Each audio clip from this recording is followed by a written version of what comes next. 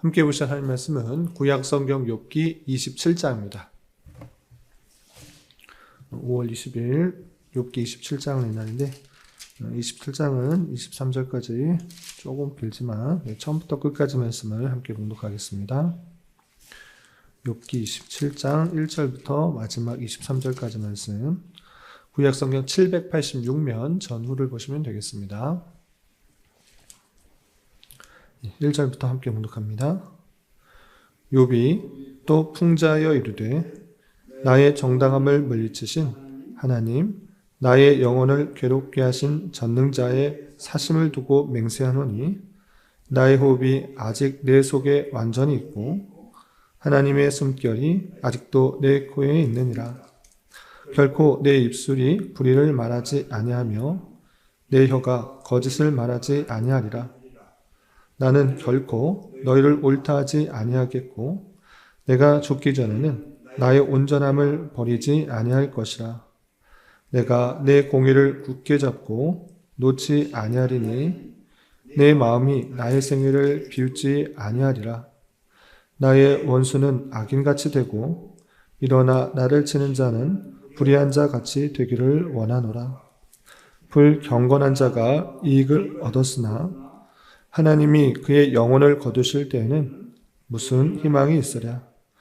환난이 그에게 닥칠 때에 하나님이 어찌 그의 부르짖음을 들으시랴. 그가 어찌 전능자를 기뻐하시겠느냐. 항상 하나님께 부르짖겠느냐. 하나님의 솜씨를 내가 너희에게 가르칠 것이요 전능자에게 있는 것을 내가 숨기지 아니하리라. 너희가 다 이것을 보았거늘 어찌하여 그토록 무익한 사람이 되었는고. 악인이 하나님께 얻을 분깃, 포악자가 전능자에게서 받을 산업은 이것이라. 그의 자손은 번성하여도 칼을 위하며 그의 후손은 음식물로 배부르지 못할 것이며 그 남은 자들은 죽음의 병이 돌 때에 묻히리니 그들의 과부들이 울지 못할 것이며 그가 비록 은을 티끌같이 쌓고 의복을 진흙같이 준비할지라도 그가 준비한 것을 의인이 입을 것이요 그의 은은 죄 없는 자가 차지할 것이며 그가 지은 집은 조매집 같고 파수꾼의 초막 같을 것이며 부자로 누우려니와 다시는 그렇지 못할 것이요 눈을 뜬즉 아무것도 없으리라. 두려움이 물같이 그에게 닥칠 것이요 폭풍이 밤에 그를 앗아갈 것이며 동풍이 그를 들어 올리리니 그는 사라질 것이며 그의 처소에서 그를 몰아내리라. 하나님은 그를 아끼지 아니하시고 던져버릴 것이니 그의 손에서 도망치려고 힘쓰리라. 사람들은 그를 바라보고 손뼉치고 그의 처소에서 그를 비웃으리라. 아멘. 네, 감사합니다. 오늘 함께 살펴본 하나님 말씀은 욥기 27장입니다. 우리가 어제 살펴보았던 욥기 25장과 26장에서는 빌닷의 마지막 충고와 또 그것에 대한 욥의 답변을 살펴볼 수 있었는데, 이어지는 27장에서는 욥이 답변하는 데서 그치지 않고 풍자로서 대적자들 또한 악인들이 당하게 될 분깃 그 결말을 말하면서 그들의 입을 담는 그 말씀이 이어지고 있습니다. 내용을 자세하게 살펴보면서 교훈받도록 하겠습니다. 우선 1절에서 보시면 욥이 또 풍자하여 이르되 되는데, 풍자라는 단어가 쓰여 있는데 원어를 살펴보면 마샬이라고 되어 있고, 이 마샬이라는 뜻은 다양하게 번역되는데 비유를 통한 격언 또는 시적인 교훈을 뜻하기도 하는 것입니다. 이렇게 비유를 통해서 그들에게 답변을 이어가고 있는 것입니다. 그러면서 2절에서 나의 정당함을 물리치신 하나님, 나의 영혼을 괴롭게 하신 전능자의 사심을 두고 맹세하노니 라고 되어 있는데, 쉽게 말해서 하나님께 두고 맹세하며 라고 자신의 말을 하나님께 맹세하면서 이어가고 있는 것입니다. 그런데 그 하나님에 대해서 표현을 할 때 나의 정당함을 물리치신 하나님, 나의 영혼을 괴롭게 하신 전능자라고 표현하고 있는 것입니다. 그러니까 욥은 지금 당하고 있는 재앙 같은 현실이 우연히 온 것이 아니라 하나님께서 주신 것이다 라는 것들을 확실히 고백하고 있는 것입니다. 그러면서 4절에 또 이렇게 표현하고 있습니다. 4절, 결코 내 입술이 불의를 말하지 아니하며 내 혀가 거짓을 말하지 아니하리라 라고 하면서 하나님께 두고 맹세하는데 나 절대 거짓말하는 것이 아니다 라고 하면서 친구들에게 답변을 하는 것입니다.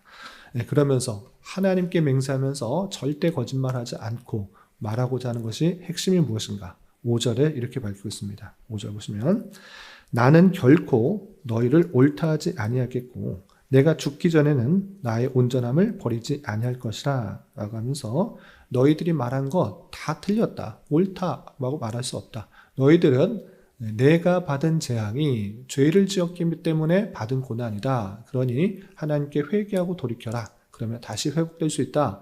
이런 식으로 말을 했는데 나 결코 그것을 인정할 수 없다라는 것입니다. 그러면서 내가 온전하고 하나님 앞에서 정직하게 행하였다라는 것들을 나는 하나님 앞에 맹세한다. 이렇게 표현하고 있는 것입니다. 욥은 자신의 정당성을 더욱더 강한 어조로 말하는 것입니다. 하나님을 두고 맹세하고 거짓말 절대 안 하는데 나는 너희가 절대 옳다고 말할 수 없다. 나는 하나님 앞에서 정당하다. 하나님 앞에서 옳게 살려고 노력했다라고 표현하고 있는 것입니다. 또한 6절에서는 이런 표현도 하고 있습니다. 내가 내 공의를 굳게 잡고 놓지 아니하리니 내 마음이 나의 생애를 비웃지 아니하리라 라고 하면서 내가 정말 하나님 앞에서 옳게 살려고 노력했던 것 나는 굳게 믿고 있고 이것은 내 생애가 증명하니까 절대 나에 대해서 비웃지 말고 또 어떻게 할 수 없다라고 표현하고 있는 것입니다. 이렇게 욥은 친구들의 그 조언들이 옳지 않다라고 말하는 데서 그치지 않고 이제 더 적극적으로 친구들의 입을 막으려는 시도를 하는 것입니다. 더 강한 어조로 계속해서 자신을 공격하는 것, 그것이 상대방이 잘못한 것이고 나는 잘못이 없다라는 것들을 밝히기 위해서 이렇게 말을 하기 시작합니다. 7절부터 12절까지 내용인데 제가 읽어보겠습니다. 나의 원수는 악인같이 되고 일어나 나를 치는 자는 불의한 자같이 되기를 원하노라. 불경건한 자가 이익을 얻었으나 하나님이 그의 영혼을 거두실 때는 무슨 희망이 있으랴. 환난이 그에게 닥칠 때에 하나님이 어찌 그의 부르짐을 들으시랴. 그가 어찌 전능자를 기뻐하겠느냐. 항상 하나님께 부르짖겠느냐 라고 하면서 나의 원수가 악인같이 되고 일어나 나를 치는 자가 불의한 자같이 되길 원한다 라고 하면서 너희들이 나를 지금 악인으로 공격하느냐 나를 대적하느냐 오히려 그것이 잘못된 것이고 그렇게 공격하는 것은 악인이고 또 불의한 자고 그것은 하나님의 심판을 받게 될 것이다. 하나님의 심판을 받을 때 어떻게 되게 되는지 똑똑히 봐라 라고 강한 원조로 말하는 것입니다. 그러면서 덧붙여서 11절에 이렇게 표현하고 있습니다. 11절 보시면 하나님의 솜씨를 내가 너희에게 가르칠 것이요 전능자에게 있는 것을 내가 숨기지 아니하리라 라고 하면서 너희들이 갖고 있는 그 지식을 가지고 나에게 가르치려고 하느냐? 하나님은 악인을 심판하고 또 잘못한 것을 심판하시는 하나님이시다라고 어줍지 않은 지식으로 나에게 가르치려고 했느냐? 아니, 내가 너희에게 하나님이 어떤 분이신지를 똑바로 알려주겠다라고 하는 것입니다. 이렇게 욥은 하나님에 대한 지식들이 그들이 말하는 것들 모르는 것이 아니라 훨씬 더 풍성하게 알고 있는데 그 지식을 가지고 나를 공격했느냐? 내가 하나님이 어떤 분이신지를 너희에게 가르치겠다라고 표현하고 있는 것입니다. 그러면서 하나님께서 악인에 대해서 어떻게 말하는지를 자세하게 설명하면서 욥이 악인들이 당장에는 번영하는 것 같은 사실이 있다고 말은 했지만 궁극적으로 욥도 악인에 대한 하나님의 심판을 아는 것입니다. 욥은 악인에 대한 심판과 또 포악한 자가 받을 분깃에 대해서 말하면서 악인의 결국과 또 나에게 공격하고 있는 친구들의 결말들을 이렇게 중의적으로 표현하는 것을 보게 됩니다.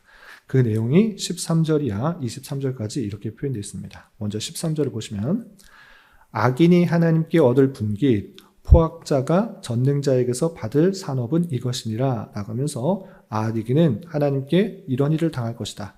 포악한 자는 그 전능자에게 이런 일을 당하게 될 것이다 라고 하면서 나를 자꾸 공격하느냐, 나를 대적하는 사람은 악인이고 원수 같은 일인데 그 아무런 죄가 없는 나, 하나님께 맹세하고 내가 잘못한 일이 없는데 자꾸 공격하는 자들은 이렇게 된다라고 중의적으로 표현하고 있는 것입니다. 그 내용이 14절이야 다음과 같이 되어 있습니다. 14절 보시면 그의 자손은 번성하여도 칼을 위하며 그의 후손은 음식물로 배부르지 못할 것이며 라고 하면서 그 자손도 번성하는 것 같아 보이지만 칼을 부르게 될 것이고 또 후손도 음식물을 많이 먹어도 배부르지 못하게 될 것을 표현하고 있습니다. 또한 15절 그 남은 자들은 죽음의 병이 돌 때에 묻히리니 그들의 과부들이 울지 못할 것이며 라고 하면서 남아있는 자는 죽음의 병, 전염병이 돌 때 같이 죽고 그 또한 과부들도 기뻐하지 못하고 슬퍼하는 그 모습들, 슬퍼하는 것들이 너무 극에 달하게 되는 그 모습들을 표현하고 있는 것입니다. 또한 16절 그가 비록 은을 티끌같이 쌓고 의복을 진흙같이 준비할지라도 그가 준비한 것을 의인이 입을 것이요 그의 은은 죄 없는 자가 차지할 것이요 라고 하면서 많은 재산을 모아서 쓸 것 같아 보이지만 그가 쓰지 못하고 오히려 의인이 차지하게 될 것이다 라고 표현하고 있는 것입니다. 또한 18절에 그가 지은 집은 조매집 같고 파수꾼의 초막 같을 것이며 라고 하면서 열심히 지어봤지만 다 없어지게 될 것이고 잠시 있다가 없어지는 그런 모습과 같이 볼품없고 초라한 모습이 될 것이다 라고 저주를 하는 것입니다. 19절에 부자로 누려니와 다시는 그렇지 못할 것이요 눈을 뜬즉 아무것도 없으리라 라고 하면서 많은 것을 취하여서 편안하게 눕는 것 같아 보이지만 눈을 떠보니 아무것도 없는 그런 현실을 맞이하게 될 것이다 라고 표현하고 있는 것입니다. 또한 20절 21절에 두려움이 물같이 그에게 닥칠 것이요 폭풍이 밤에 그를 앗아갈 것이며 동풍이 그를 들어올리리니 그는 사라질 것이며 그의 처소에서 그를 몰아내리라 라고 하면서 자연현상 같은 그런 일들로 말미암아 모든 것들이 다 없어지고 사라지게 될 그 모습들을 표현하고 있는 것입니다.